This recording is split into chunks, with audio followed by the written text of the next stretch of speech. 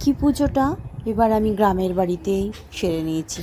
গতবার লক্ষ্মী পুজোটা আমি ফ্ল্যাটে করেছিলাম, এবছর গ্রামের বাড়িতেই আমি করে ফেললাম। এখানে সকাল সকাল আমাদের পুজো হয়েছিল, খুব বেশি আমি দেরি করিনি।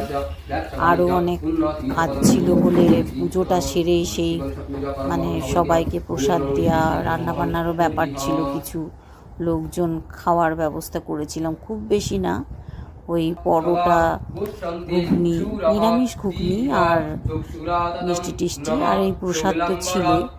দিদি আর আমি মিলেই সবটা করে নিয়েছি।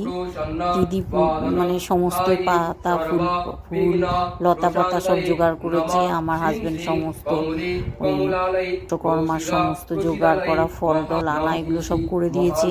কাটা ধোয়া করে আমরা দুজনে মিলে আলপনা টালপনা দিয়ে সব করে নিয়েছি।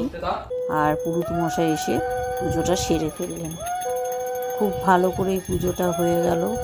এইটা দেওয়াটা আমার একদম নিশ্চিন্ত এবারের মতো।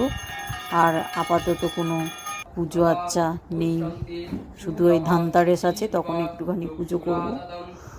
আপাতত এই বছরের মতো মনে হচ্ছে পুজো আমার সমস্ত সারা হয়ে গেল।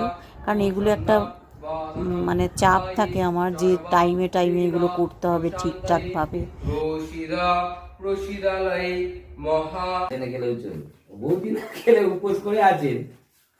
খান না,